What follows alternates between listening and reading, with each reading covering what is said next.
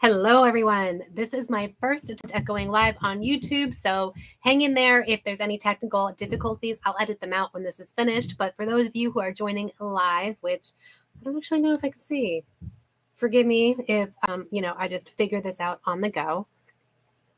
In any case, today we are talking about commercial space stations, private space tourism, and LEO satellite liability. So, for those of you just joining us in the arena of space, the idea of commercial space stations is not new. It is decades old. If you go back to like the Hilton era, where they were talking about space stations, like in the 60s and 70s, and Hilton even put up money for that, along with a bunch of other private groups in like the 90s and 2000s, and none of that went anywhere.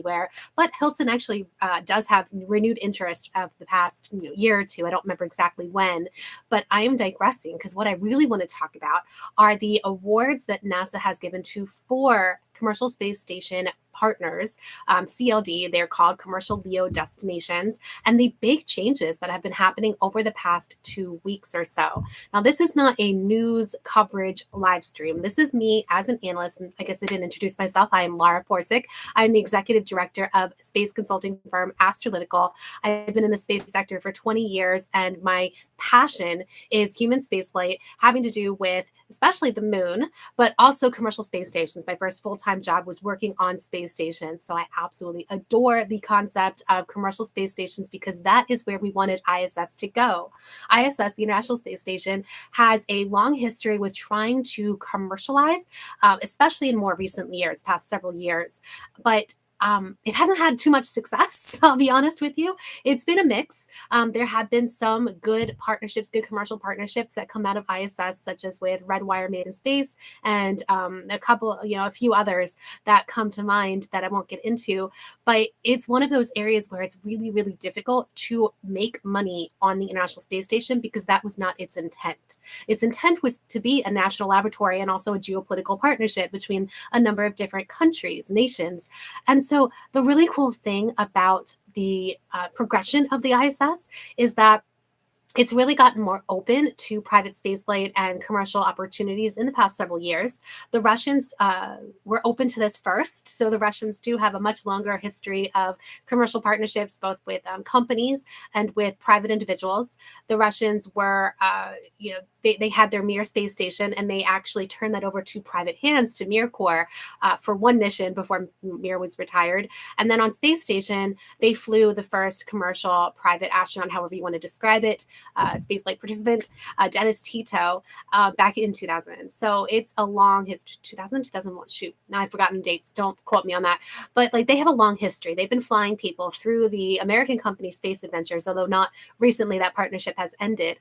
But Russia has a long history. But NASA has caught up, where NASA understands that there is opportunity for companies to make money in space and opportunity for individuals who are not selected as government astronauts to fly in space. And so that is really where the business cases initially were for these private space station concepts that have come about more recently. So back about, I think it was February of 2000, sometime right around the start of the pandemic, was when Axiom Space was awarded a contract by NASA to attach modules onto these International Space Station Axiom segments, 1, 2, or 3 modules, 3 ideally, that will then break off and become its own free-flying space station when the ISS is retired. And the ISS does have a finite life. It has been extended several times. So, there's nothing to say it won't be extended again other than geopolitics and technical issues. But right now, it is targeted to be deorbited around 2030, which is actually a lot longer than people expected. People who worked on ISS, who've been around for quite some time, they didn't expect it to last this long. And I myself am biased in that I really appreciate ISS and I never want it to go away. But I understand that it does have a finite life. And so NASA is planning for this. Now, NASA has been wanting to plan for this for a lot longer. The problem was that Congress did not give money to NASA that NASA had requested. So the way it works in the United States is that the White House asks for money, proposes a budget, and then Congress has to agree to give budgets, and they have to authorize it and approve it. It's a complex process, but the bottom line is that the White House, under the Trump administration, was asking for money for NASA to fund commercial space station projects, and Congress did not give that funding immediately. They give about 10% of it for 2 years or something like that. And then finally, they realized they actually needed to fund this because it takes time to build these space stations. And that's the problem, right? We have these 4 awardees. So I didn't finish the story. About a year and a half after Axiom got awarded, there were more awards issued about 2 years ago to 3 other corporate partnerships, let's say Orbital Reef, that's headed up by Blue Origin in a partnership with Sierra Space. We'll talk about that. And then there's NanoRacks and Voyager, Voyager being the parent company of NanoRacks, with a few other companies, I think. Was Redwire, but no, Redwire's Orbital Reef. I'm trying to remember. There's another big player involved in that one. Well, it's now Northrop Grumman, but we'll talk about that. So Northrop Grumman also got an award about 2 years ago to be one of these commercial LEO destinations. And the whole concept was that NASA's giving these companies a little bit of money, but it takes a lot of money to build a space station, especially one that can rate for humans. So we have like space outposts, however you want to call it, space platforms that do not have to host people. They can host other things, research, etc. But to host people, and especially to host NASA astronauts, there are certain requirements that NASA has set. That's very expensive, and nobody yet has any idea whether any of these space station concepts will succeed. I think there was a misconception that all of them were going to succeed, all 4. But no, I don't think anybody ever believed that all 4 would succeed, simply because it's really risky and really expensive. But one thing that these things have going for them, these 4 concepts have going for them, is that they were actually funded by NASA. There are several other commercial space station concepts that have not yet been funded by NASA. And I'm not going to talk about that in this video, but those players are even more behind because they don't have not only the funding from NASA, but also that credibility that NASA brings. So these 4 concepts now have been working for the past 2 or 3 years to create these space station concepts. Axiom, I know, has partnered with another company that they're building hardware. They're getting ready to launch in the next few years. Don't believe dates, by the way. Whatever date they say, don't ever believe dates. Dates always slip when it comes to space launches. I think it was NanoRacks, Starlab. Starlab, yes. I always get Starlab and Space Lab mixed up. So Space Lab is a historic one. Starlab is NanoRax's. This is why I actually do edits when I pre-record. You're getting it live here. So their space station concept is also bending metal and producing hardware. I don't know the status of Orbital Reef's hardware, and up until recently, Northrop Grumman's project was simply a paper project as far as anybody knew outside of the company, simply because they hadn't been posting updates. They didn't even have a name. They didn't have much of anything. I saw a few PowerPoint decks, but they really didn't have a lot of information. So it was no surprise to me at all when very recently Northrop Grumman decided that they're going to stop going alone and then join the NanoRacks partnership with Voyager with Starlab. And how they're going to operate that, at least initially, is they're going to modify their Cygnus spacecraft. Cygnus has been taking supplies to the International Space Station for several years now. It's a resupply craft.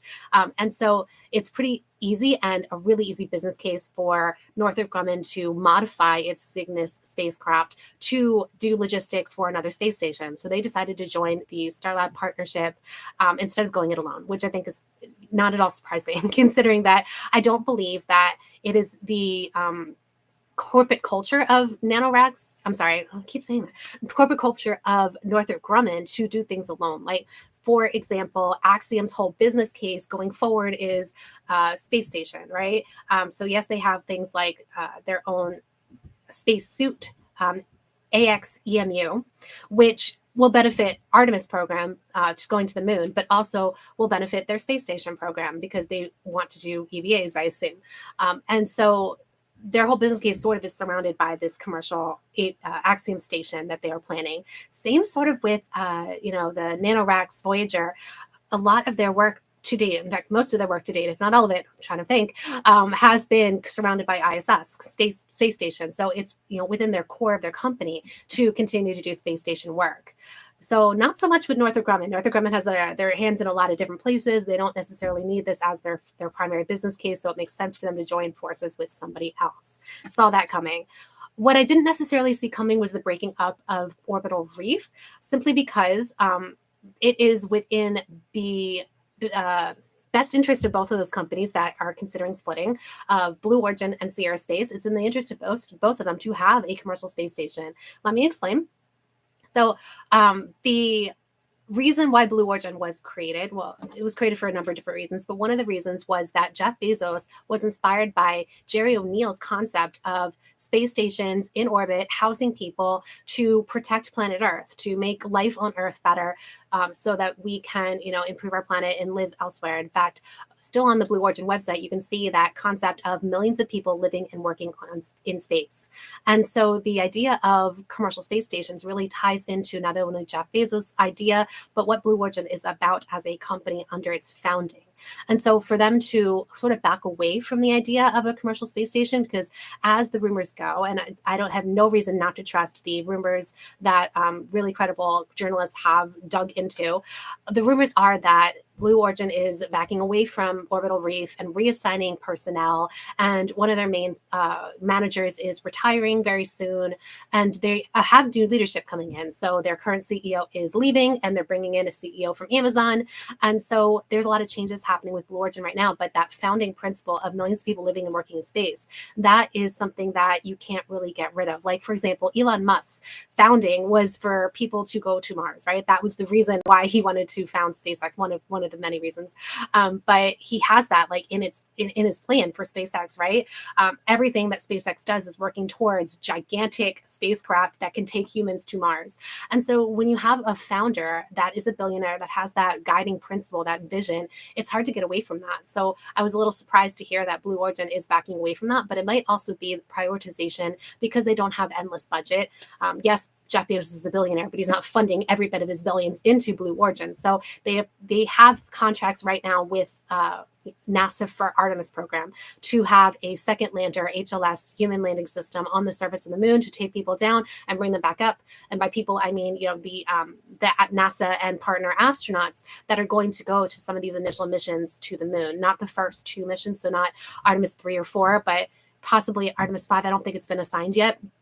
To understand, because Artemis 5 might be just a gateway mission. So to understand that that's their priority is by delivering what they need to do for the Artemis program, where I can argue, and I probably will argue on a later one of these videos, that Artemis is probably the number one priority for NASA at this time because of the geopolitics of the situation. So for NASA to have pressure on Blue Origin to deliver HLS and to make sure they have New Glenn operational, New Glenn being their orbital rocket, where they have New Shepard as a suborbital rocket, but they are building New Glenn, which is heavily delayed because of the engines. I can understand prioritization, but Blue Origin has that guiding principle. And it depends on how you want to word it. Millions of people living and working in space, that could be people working and living on the moon, but I don't see people on the surface of the moon being in space, just as I don't really see people on the surface of Earth being in space. And I understand you can disagree with me there. We can say we're all in space. We Earthlings are in space, which is true. But when you're talking about living and working in space, I think of space stations, not necessarily people on the moon. And that's not to say that I wouldn't go to the moon. That's my first love, is the moon. So send me. But my point is that is within the guiding principle of Blue Origin. And it also could be a huge funding mechanism for a variety of reasons for Blue Origin to continue to have those kinds of partnerships on commercial space stations. And we'll get into that if we have time. I don't want to have these too long. I see people in there, by the way. So you're welcome to join the chat. I'm going to have a Q&A toward the end. So that's the Blue Origin side. Sierra Space has been working on Dream Chaser for like 18 years. That's how long, Sierra Space didn't exist back then, but it was Space Dev that got bought by Sierra Nevada Corporation. Sierra Nevada Corporation spun off their Sierra Space 3 years ago. I don't remember exactly when. But their priority is Dream Chaser, which is a space plane that is sort of reminiscent of Space Shuttle. It is initially going to be uncrewed, and then they want to put a crew on board. And they've been working on this for so long, but I actually think that they're fairly close. Just the fact that they are putting out more images of hardware, they actually have real test articles, I believe, that are going to be flying very soon. And so I actually do believe that Sierra Space is on the cusp of actually having Dream Chaser, the uncrewed version, ready. And that could be a cargo delivery system. Like I was talking about Cygnus and Northrop Grumman, like you need to be able to bring cargo to the to any space station, and also bring stuff back, bring stuff back in terms of trash that can be deorbited in the atmosphere, but also bring stuff back to the ground, which is what some companies like VAST is trying to do.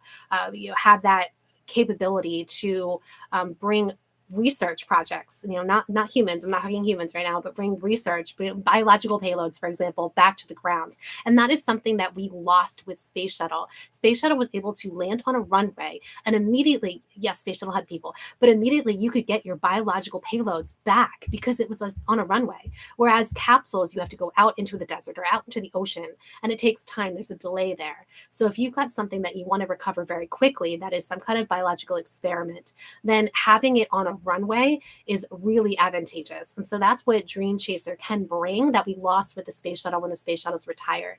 And so there's a real advantage there for Sierra Space to have Dream Chaser, but then who is the customer of Dream Chaser? Yes, it could be any of the commercial space stations. It doesn't have to be, Orbital Reef, but I think that is a loss there if Orbital Reef doesn't exist and they lose that capability to resupply that particular space station. So another concept is their life modules, large inflatable fabric.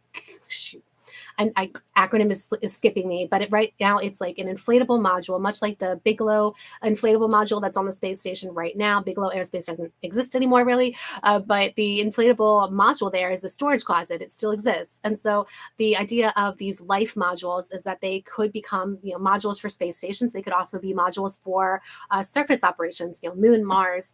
And so Sierra Space has an incentive there to test out those expandable modules, those life systems, to see if they can have those operational in the vacuum of space and then have them operational on the surface of the moon.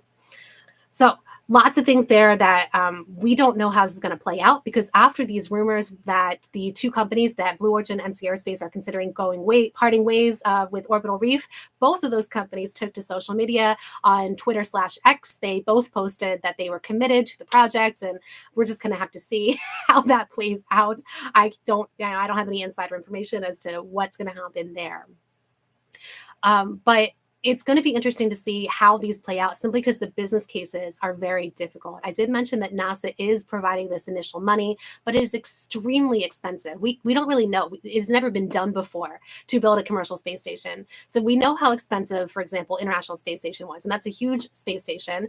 We know that it was very expensive, that Boeing got a lot and continues to get a lot of money as the operator of ISS, but we don't really know if that can translate. Do we know that it's going to be the same expense for a commercial space station? Well, no. I think actually there's incentive there for these commercial space stations to be less expensive than ISS. Plus, all of these commercial space stations are initially planned to be much smaller than the ISS. So saving on operating costs there. So even if you consider that it's going to be less expensive, it's going to be expensive. So what are the other business cases? And I used to work on just trying to figure out how you can get non-space companies to work in space, to bring their payloads to space, to spend the money, think pharmaceutical companies or, material science companies. What incentive do they have to bring their stuff to space? Yes, we have lots of examples of drug development in space and manufacturing of materials in space, but not profitably. And that's the key, right? So can these companies trust that if they invest the money to bring their payloads, bring their science, even bring their people to space, that it would be profitable to do research on these on these commercial space stations? We don't know. I know that's a really hard sell, because I used to be the one that tried to sell that. I was on the science side, but I got the feel from the commercial side as well, how really hard it is to sell that. And so we don't know if there's going to be some killer, app there that, suddenly we make ZLAM fibers that are amazing and it's a lot of money. Probably not, but you never know, right? And so we haven't gotten there yet. So it's up to these commercial space stations to convince others that it is worth their money to be a user of their space station. Private space station occupants, so think Space Hotel. Space Hotel is still a while way out, but we still have that tourism aspect that is very, very popular. There are more people who want to go to space than there is opportunity for you to go to space. Axiom has been flying people through Dragon, through SpaceX, to the International Space Station. They have another mission coming up in January, at least net January, no earlier than. There's really great opportunities for non-US government, non-traditional partner governments to fly their own to space. When I wrote my book, which is behind me here, Becoming Off-Worldly, I was really surprised in my research to learn that 3/4 of the countries of the world, so the vast majority of the world, has yet to fly even one representative of their countries to space. So it is a large backlog. If any of these countries have any desire to fly one of their own to space for national clout, for the pride of your own country person flying to space, then that is a large segment of the future of private space. It's not just space tourists who are billionaires, although that is a segment. It also could be people who are really excited about flying their own people to space. If they're think of it as government astronauts without necessarily a space program, or a space program that doesn't want to wait in line for a NASA partnership. And we're seeing this with Axiom, for example. So Axiom has partnerships with several individual European countries, as well as a new Memorandum of Understanding partnership with ESA that was just announced a few days ago to fly ESA astronauts to the International Space Station, bypassing the traditional way that you go with a NASA partnership. And this is all very interesting because there could be almost endless people flying to the International Space Station that are government representatives, rather than private individuals. And then you had the idea of commercial space researchers or people who are flown by their companies. So the first example of this is Charlie Walker, who was actually flown by McDonnell Douglas, his company, not by NASA. He is, he's labeled as a NASA astronaut, but he wasn't really a NASA astronaut. He was a commercial astronaut because his company is the one who paid NASA for him to fly. And this was back, several decades ago. I don't exactly remember. Sorry, Charlie, I don't remember when he flew. But that's the exact. Okay, so I see people in the chat, so go ahead and comment if you want. I'm going to be opening up to Q&A soon. But these are examples of business cases, but none of them are really proven to be enough to fly a commercial space station, because we've never had a commercial space station fly before, other than, Mir at the end. So these are just things to consider. I could go on about this forever, but I want to keep this fairly short and talk about the other subject, which I want to talk about, which is LEO liability. Let me go ahead and read the Q&A that was submitted beforehand. I had several people submit questions beforehand. I'm going to have to break them up throughout these live streams because I think I got like 15 questions. So I can't answer them all at once. I'm going to break them up. Adam England says, we are addressing the liability risk of so many operators. Oh, how are we addressing the liability risk of so many operators, both public and private in LEO? Which is a really great question. And I think it's very timely. He asked this before the news of the FCC fine against Dish Network. And when that news came out, I immediately thought of this question because it is so important for us to understand that we made a mess in LEO. We made a mess in Earth orbit, period, over the decades where we didn't care about how many satellites were in orbit that were dead, or how many spent rocket boosters, how many pieces of space debris that we created by purposely blowing up our satellites. By we, I mean the United States, China, Russia, and India. And now, of course, we have the United States leading an effort for a ban on kinetic anti-satellite tests, which I'm fully for, but we still made a mess. And the next Friday's live stream, I'm going to be talking about the Kessler syndrome because it is really misunderstood. So I'm not going to talk about it here other than mentioning it in passing. But there is incentive now, which is fairly new. This is a new mindset over the past, 5 years, maybe 10 years, where we're finally understanding that we need to clean up our orbital trash and be good stewards of our orbital environment and not, have it messed up like we have our planet messed up. And this is for the benefit of all space players, because if you mess up the orbital environment, it's a risk to everybody who launches. If you go and look at some of the interviews done by people launching today, you'll see that they have to time things correctly so that they miss a lot of the satellites and space debris that's up there. There's little clouds of space debris, and not all of it's trackable. And so this is a real big problem. I'm really glad that governments are finally understanding that they need to put their money where their mouth is and actually pay for some of these cleanup efforts. So it could be, satellite servicing. There's a whole category that the United States calls ISAM, in orbit satellite servicing.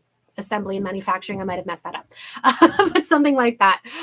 And so this is a whole area where we need to get serious. And so the FCC last year decided that they were going to get serious. The FCC is the US's Federal Communications Commission, where they have changed the rules. Actually, it never was a rule. NASA had a guideline of deorbiting your satellite after 25 years of the end of its life. So you have a dead satellite and you need to have it deorbited 25 years after it's dead. And that's a long time, right? 25 years after the satellite's life mission is over.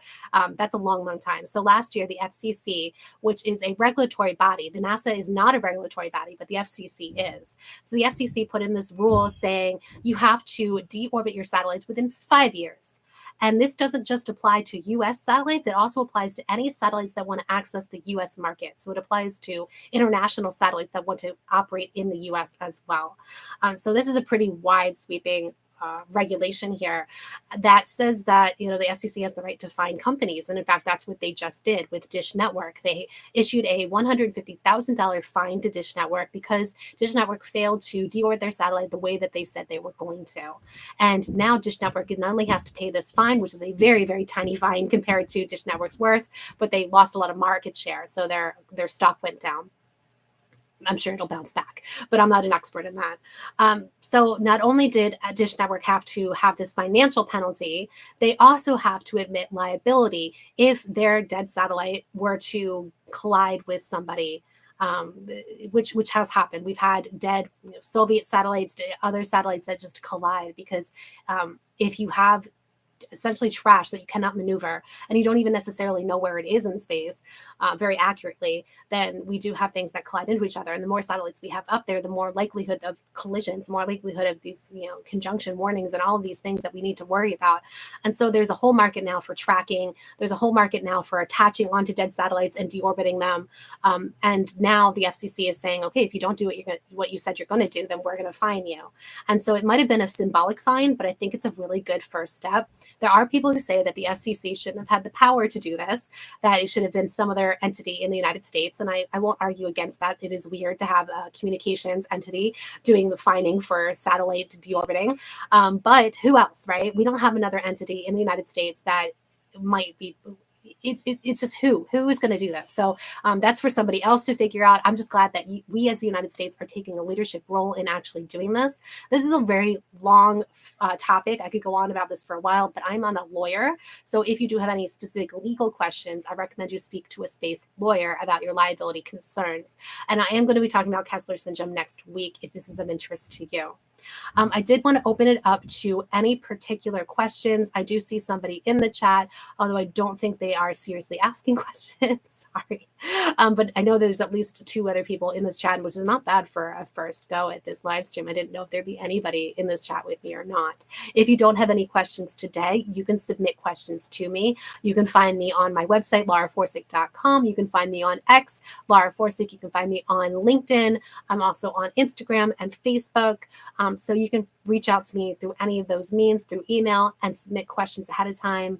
Papa, exploring space involves a significant social effort that requires a substantial amount of funding. I wonder if funding for this industry were no longer a priority for government agencies, would we miss the opportunity to become a multiplanetary species? That's a really interesting question. So, yeah. We like to think that commercial space is a go-it-alone thing, but there's almost no commercial company that isn't in some way taking advantage of government money, including SpaceX. Povamina, you mentioned Elon Musk there. SpaceX gets government money. Most space companies, if not all of them, almost all of them get government money. My small company included, we also have government clients. And so there's a lot that goes into space that is just extraordinarily expensive. And that's not to say that there aren't purely commercial applications, because there are. But government is so intricately involved. Here in the United States, we've got not just the FCC that I was just talking about that also regulates the communications aspect, the broadband and I'm blanking on words, the ways that we communicate, the bands. but also the FAA, which regulates launches and landings. There's other NOAA, which regulates imagery. There's all kinds of involvement with the different regulators and different bodies within the United States, and that's just the U.S. I'm not an expert and outside the United States, and so there's just so much involvement of different types of government entities. Even when you think about, for example, the purely private commercial mission Inspiration 4, which launched on SpaceX, was a free-flying Dragon mission for private individuals and landed. Even that had NASA involvement because they launched from a NASA facility at Cape Canaveral, and they used the range of the U.S. Space Force. And so even when you think that there's purely private mission, it still has government involvement. Of course, the FAA had to approve the launch and, all these things, right? And so if the government was not involved in some way providing money, there's just a less likelihood that there would be people out there. I'm not going to say it's impossible, because probably not impossible. There have been private individuals who have been funding things throughout human history, right? But I think that because the geopolitics, this is something I forgot to mention earlier, is that what happens if none of the commercial space stations are able to, become operational? Well, I don't think that's going to happen, because the United States has a geopolitical incentive to have at least one commercial space station in LEO. Yes, it has its gateway, or it's planning to have its gateway around the moon, but that does not take the place of a LEO space station. And the reason why there's a geopolitical incentive there is because China has its Tiangong space station in LEO. And there's absolutely no scenario where the United States would have only a Chinese space station in low Earth orbit and not an American space station in low Earth orbit. I think they'd rather extend ISS forever. I exaggerate, but I think that there is heavy incentive for the United States to show leadership in space, and therefore the United States is going to put in as much money as it needs to do things like commercial space stations, or landing on the surface of the moon, or which we've done before. We won that space race, or any other thing where we can showcase U.S. leadership. So at least speaking for a U.S. government, which I'm not a member of the U.S. government, I can't speak for them, but speaking in terms of what the U.S. government is willing to do, the U.S. government is willing to put in the money so that it can not only feed the U.S. space economy, and I am actually paraphrasing a White House representative who I spoke to this week, literally about this very topic. So not only is the U.S. willing to incentivize the space economy by putting in certain regulations and funding certain things, but there also is a geopolitical advantage to be seen as a leader. And that's probably the number one reason why space is funded in the United States, going back to the creation of the space age, of beating the Soviet Union.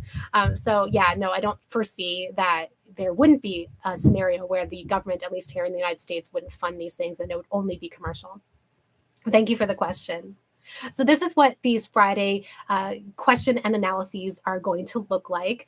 You can join us live, or you can ask a question and submit it ahead of time. And I'm just going to be here giving you an analysis from a space consultant point of view, where my expertise is in U.S. space. So if you try to ask me something about China, I might get flustered, because they've got quite the robust and complex space sector over in China.